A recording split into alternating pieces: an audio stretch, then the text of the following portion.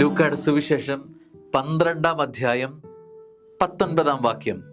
ഞാൻ എൻ്റെ ആത്മാവിനോട് പറയും, ആത്മാവേ, അനേക വർഷത്തേക്ക് വേണ്ട വിഭവങ്ങൾ നിനക്കായി സംഭരിക്കപ്പെട്ടിരിക്കുന്നു.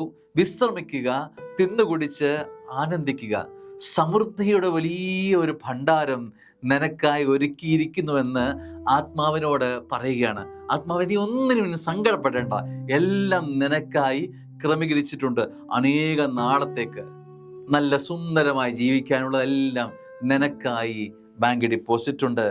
നിനക്ക് വേണ്ട വസ്തുവകകളുണ്ട്, വാഹനങ്ങളുണ്ട്, എല്ലാം സ്വർണത്തിന് സ്വർണമുണ്ട്, എല്ലാം നിനക്കായി സംഭരിക്കപ്പെട്ടിട്ടുണ്ട്. ആത്മാവേ, അതുകൊണ്ട് നീ ആ കാര്യത്തെക്കുറിച്ച് സങ്കടപ്പെടേണ്ടതില്ല എന്ന് ആത്മാവിനെ പറഞ്ഞ് ബലപ്പെടുത്തുകയാണ്. എന്നിട്ട് പറയുക, എന്നാൽ അടുത്ത വചനമാണ്, എന്നാൽ ദൈവം അവനോട് പറഞ്ഞു, ഭോഷ, ഈ രാത്രി നിന്റെ ആത്മാവിനെ നിന്നിൽ നിന്നും ആവശ്യപ്പെടും.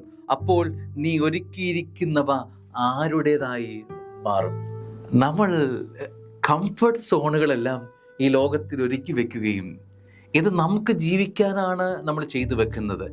ഈ ജീവിക്കാൻ, ഈ സന്തോഷങ്ങൾ അനുഭവിക്കാൻ ഞാനിവിടെ ഇല്ലെങ്കിൽ ഈ സന്തോഷങ്ങളെല്ലാം, ഞാൻ ഈ കഷ്ടപ്പെട്ടതെല്ലാം, ഞാൻ ഈ ഓടിയതെല്ലാം വൃഥാവിലാവില്ലേ? നീ സംഭരിച്ചു വച്ചിരിക്കുന്ന സമ്പത്തെല്ലാം ആരുടേതായി മാറും? പലരുടെ ജീവിതവും ഇതിന് യഥാർത്ഥ ഉദാഹരണങ്ങളാണ്. സംഭരിച്ചു വെച്ചതൊന്നും ഗുണപ്രദമാകാതെ പോകുന്നു എന്നത്. ഈ സമ്പത്ത് കാരണം ഈ ഓട്ടത്തിനിടയിൽ ഈ ലോകത്തിൽ സന്തോഷം അനുഭവിക്കാതെ ജീവിക്കുന്നവർ അനേകമുണ്ട്. സ്നേഹമുള്ളവരെ, ഈ ലോകത്തിൽ ഈ സമ്പത്തിന് പുറകെ ഓടുന്ന ഓട്ടം അല്പം ഒന്ന് കുറയ്ക്കുക, ഒന്ന് ശാന്തമാകുക, ആത്മാവിനെക്കുറിച്ചൊന്ന് ചിന്തിക്കുക. ജീവിക്കാൻ മറന്നു പോകരുത്.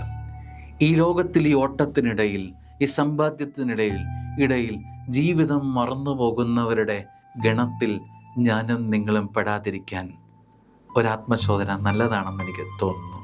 ഹൃദയപൂർവ്വം ഈ ഒരു ചിന്തയ്ക്ക് നമുക്ക് ചേർന്ന് നിൽക്കാം. അനുഗ്രഹമാവട്ടെ ഇന്നത്തെ ദിവസം. ആമേൻ.